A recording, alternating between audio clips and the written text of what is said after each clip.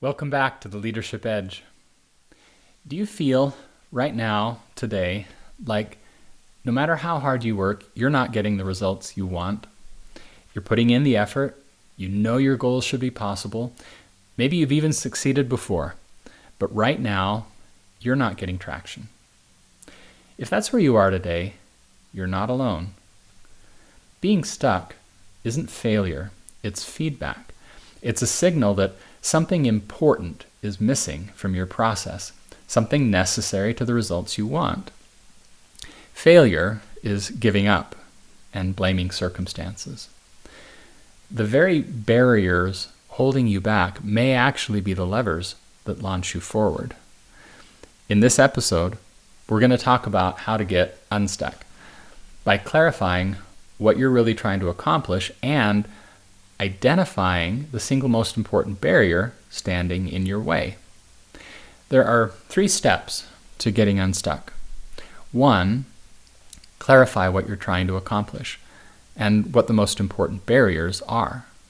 2, understand the difference between external circumstances, things you can't control, and imagined barriers, things you can change. And 3, choose small experiments and measure your results. Today, we're focusing on that first step, getting clear about what you're trying to accomplish and which barrier really matters. When leaders feel stuck, it often sounds something like this. We need to improve communication. We've got to get our strategy tightened up. I need to develop my team more. We've got to upgrade our systems. We really need better alignment across departments. Each of those statements feels true. Each describes something important. But together, they start to sound like noise. A crowded to-do list of half-shaped goals, each pulling attention in a different direction. That's the danger. When everything feels urgent, nothing gets enough focus to move forward. Effort gets spread thin, energy gets diffused, and progress stalls. Before you can move, you have to decide which of these things actually matters most right now. Diffused effort is wasted effort. Think of sunlight. Spread across a field, it feels warm. Focus that same light through a lens and it becomes a laser that can cut through steel. Your effort works the same way. Peter Drucker once said, "There's nothing so useless as doing efficiently what should not be done at all." Most leaders are incredibly busy doing what feels necessary, but without focus, their energy warms everything and changes nothing. I learned this lesson the hard way. I once worked for a company facing technology disruptions that were eroding the value of its core services. As director of product strategy, I knew we needed to find new ways to create value. And my plan was to try everything. Over 3 years, we launched 12 new products. Each had a logic behind it.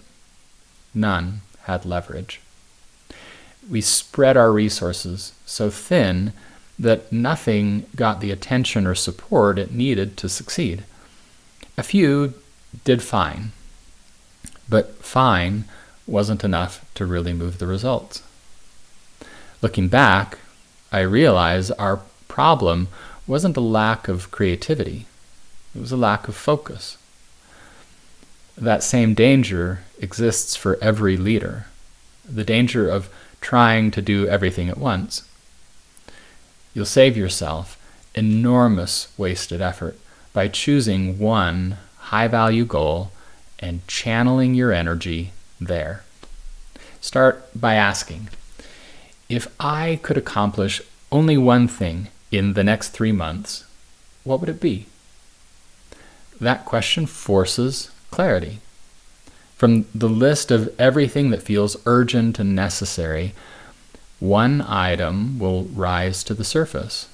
the one that, if accomplished, would move all the others forward. Setting a single priority is the main task. But I'll add one more thought, and this is from one of my favorite authors, Ben Hardy, who notes that you get the most benefit when you set goals that feel almost impossibly high. The higher the summit, the clearer the few paths that will lead you to that summit become. Jim Collins calls this the hedgehog concept. If you try to be great at many things, you'll never be great at anything. And Greg McKeown in Essentialism reminds us, you cannot overestimate the unimportance of practically everything. When you focus, you stop chasing friction and start creating momentum. So once you've named your top goal, you can identify your crux, which is the single most important barrier between you and that goal. Every leader faces dozens of barriers, limited resources, time constraints, team dynamics, skill gaps, but not all barriers are equal. The crux is the one that matters most, the one that, if solved, makes everything else easier or irrelevant. Here are some ideas on how to find it. First, move beyond fluff. Don't settle for vague answers like, we need better communication. Ask what specifically is preventing progress. Second, focus on the core challenge.